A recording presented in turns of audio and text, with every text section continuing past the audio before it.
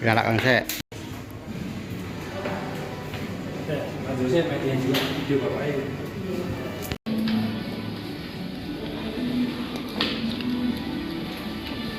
Bareng sisan Pak, mlebune Pak, nanti Pak nunggu situ. Biar bareng iring-iringan karo tersangka. Alon-alon Pak. Ayo.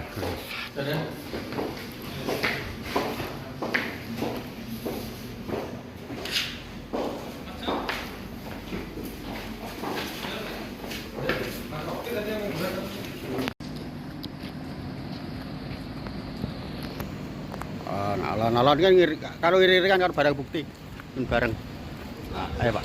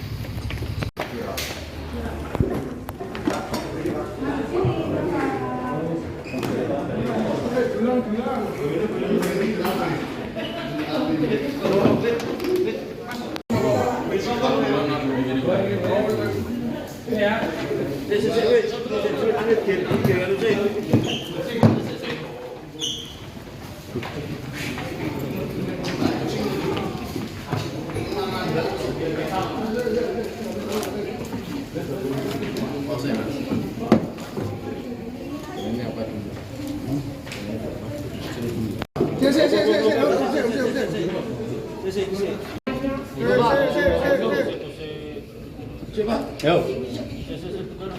Ya, jalan dulu.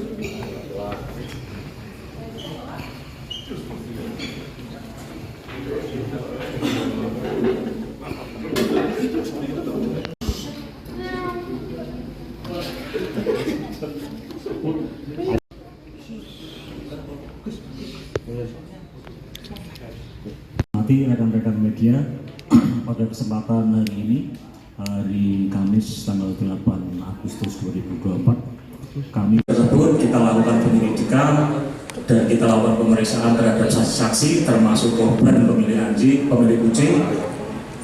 Kita minta keterangan dan mengakui telah mengonsumsi daging kucing selama kurang lebih 3 tahun.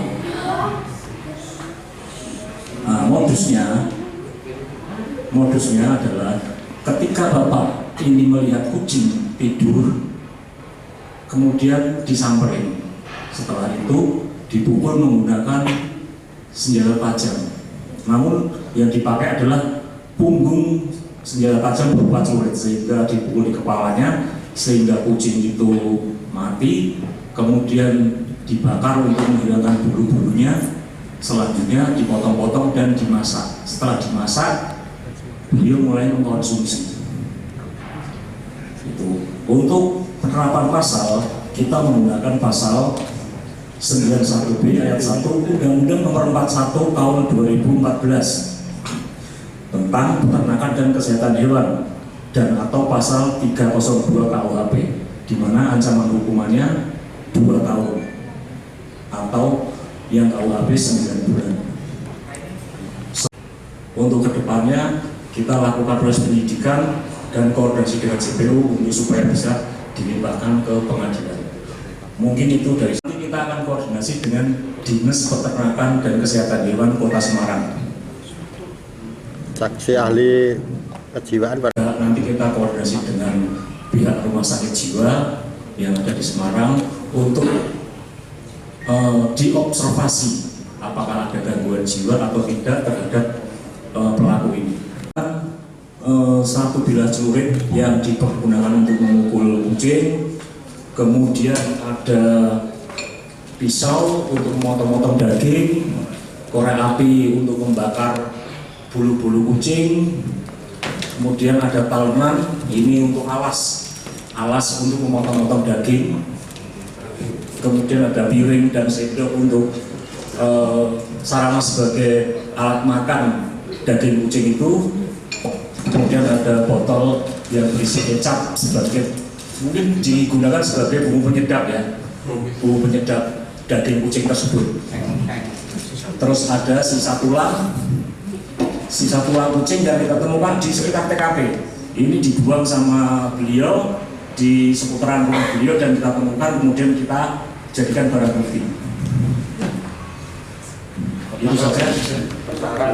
Untuk tersangka atas nama Bapak Nuryanto, rumahnya tadi di di Kampung Sekaran, Gunung Pati.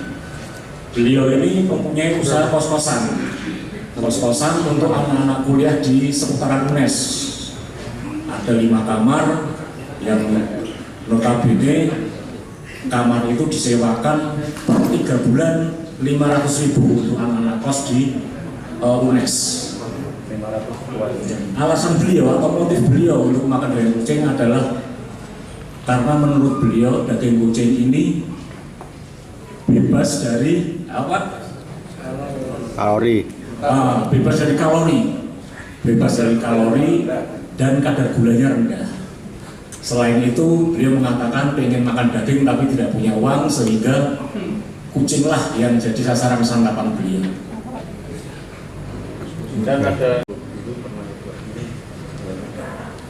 berdasarkan pengakuan beliau memakan daging kucing itu sudah 3 tahun. Ini yang perlu kita dalami nanti, kucingnya siapa saja atau ada pemilik kucing lain yang dikonsumsi sama beliau. Jumlah kucingnya ada? Ya? Jumlah kucingnya? Jumlah kucing menurut pengakuan beliau sekitar 10 ekor. Selama 3 tahun itu? Ya, 10 ekor. Menurut beliau dari saudaranya, karena menurut beliau daging kucing rendah kalori.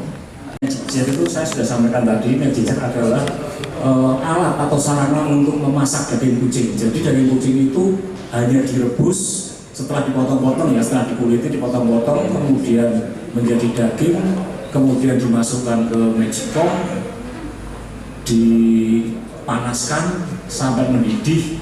Setelah itu baru beliau konsumsi.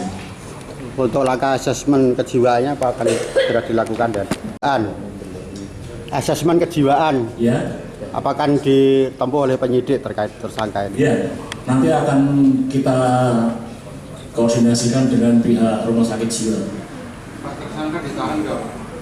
Ya, kita akan melakukan penyidikan lebih lanjut. Ini tidak bisa dilakukan penahanan.